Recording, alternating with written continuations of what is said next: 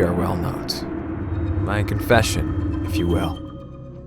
I've got everything planned out. As soon as I'm done with my story here, I'll have my last meal. Chicken lasagna with bechamel sauce and mushrooms. Then, I'll jump off my building's rooftop. But let's not get ahead of ourselves. None of this would make much sense if I don't tell you the whole story from the very beginning. It's safe to say that I've never been an upstanding citizen. I've done many bad things. Robbing, mugging, credit card fraud, you name it. That's how I've been making my living for years, and quite frankly, I have no regrets whatsoever about it. Well, I only regret getting caught. About a year ago, several days before Christmas, I foolishly got myself caught doing a small robbery and got thrown in lockup with a true monster. A criminal far more dangerous than I could ever be. He was dressed up as Santa Claus. That costume was probably a piece of some sinister scheme of his. I didn't talk to him. I didn't even look at him. Tried to avoid trouble, but the guards were lazier and sloppier than ever. They left the two of us, locked together, and went away for some sort of pre-Christmas celebration. They just left me with him. And... damn. Even now, I can't force myself to speak up and tell what happened back then. Not even on the edge of death. I'm just gonna say that it was the most horrific, humiliating, and painful night of my life. Ever since that night, I resent Christmas. And Santa Claus, well, he became an emblem for my mental trauma. I had a hard time processing what happened to me. I was constantly angry, sad, humiliated. I was broken on the inside. It only got worse when a year later, Christmas decorations began to appear on the streets of my city. Each Christmas tree, each fake snowflake, each mistletoe was a bitter reminder of what happened, of what was done to me. And as for Santa Clauses, standing on each corner in their ugly costumes with their stupid bells, there are not enough words to describe what I felt just looking at them. 1 week ago, I woke up standing near my front door. My keys dropped loudly and woke me up. I wasn't surprised. Sleepwalking runs in my family, and it happened to me multiple times. Plus, this Christmas season has started to really get under my skin. I locked the door on all locks and went back to sleep. The next morning, I woke up tired. My body was hurting as if I had spent way too much time at the gym. But I knew I hadn't. I was very confused and quite concerned. I decided to take a day off and just try to relax, get my mind off things that were bothering me. After all, that sleepwalking thing had really startled me. What if I hadn't woken up before managing to walk out of my house? I ordered some pizza, made a fresh brew of coffee, and turned on the TV, planning to zone out for a while. The first channel that was on broadcasted the news. My first reaction was to switch the channel. I didn't want any politics or world catastrophes to ruin my chill day. But before I managed to do that, I saw the headline that stopped me. It was saying, "Santa Claus murdered." I don't even know why, but I kept on watching. The murder happened that night. A guy who was working as Santa Claus was viciously murdered on his way home late at night. His throat was slashed with an axe several times. As I was watching, I suddenly got hit by a horrible deja vu feeling. I could swear I knew this story. I knew the exact street that murder took place. I guessed the weapon and when they showed the photo. His face seemed familiar. That really freaked me out. How could I possibly know that? I checked to see that it wasn't a rerun. There was no way I had seen or heard it before. Unable to solve the mystery, I decided to stick to my original plan, to switch off the news and binge watch some stupid TV show. After all, deja vu is a quite common, though admittedly weird phenomenon.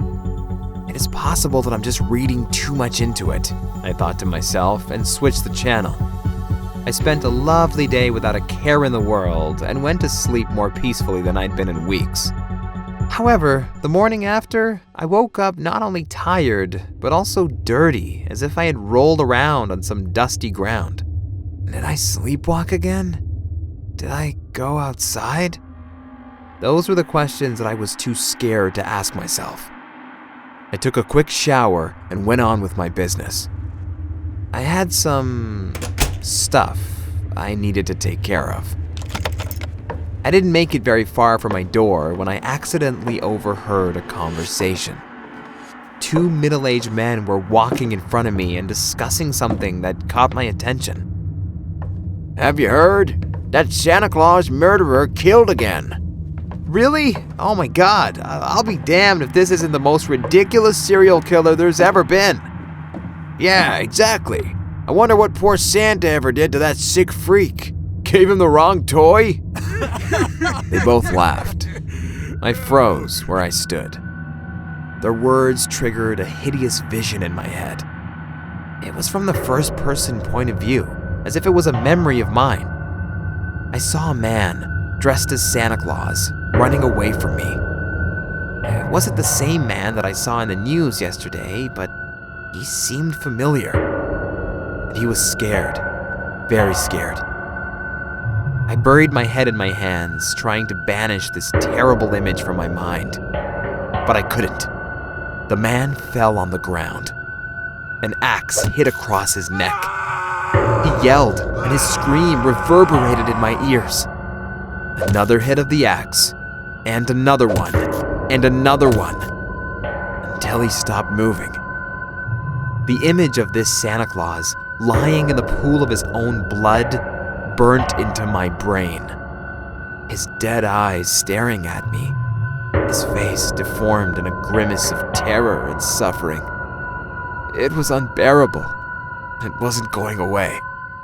I don't know how long I'd been standing there, blankly staring at the road and trying to make sense of this horrible vision of mine. Could it be a dream? Or, I shuddered a thought, a flashback? I rushed back home and turned on the TV immediately. I found the news and started to watch. Ironically, this time they seemed to be reluctant to talk about anything but economics and international politics. I waited for a while until finally they touched on the piece of news I craved to know more about. I froze in front of the TV. Santa Claus murderer strikes again. Another professional Santa Claus was viciously murdered at an abandoned square on his way home after a day of work as a holiday entertainer. For more on this, we turn to... I was sitting there, staring blankly at the screen. Just like yesterday, I knew the exact spot, the murder weapon.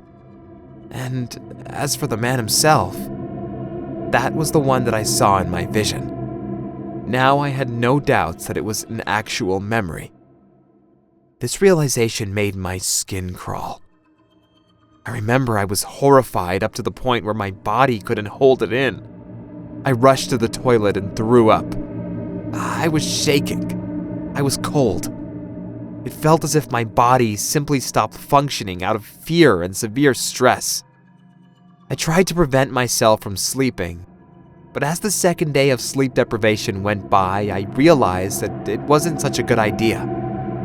I was on the edge of blacking out and falling asleep. So instead, I decided to make sure that if I sleepwalk again, I won't be able to go anywhere outside. I locked my door and barricaded it with all the furniture that I could move.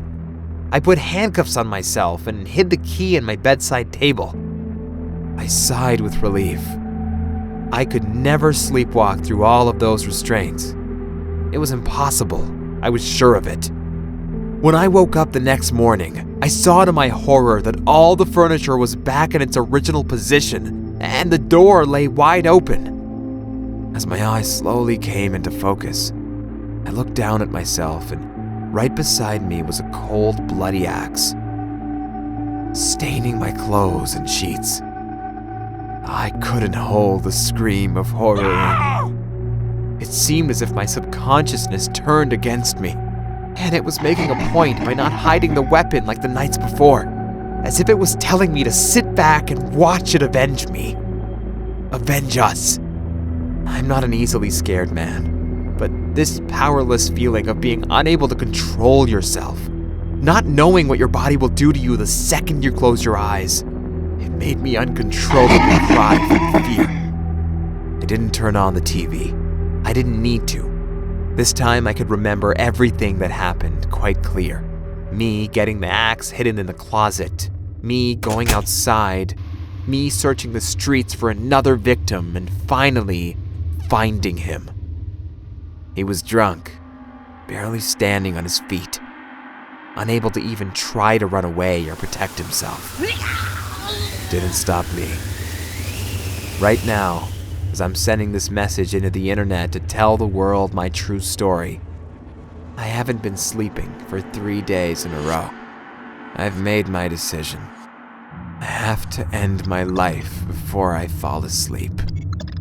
Because otherwise, I know that I will kill again. And again. And again. Until I'll eventually get caught and sent to prison. And I can't let that happen.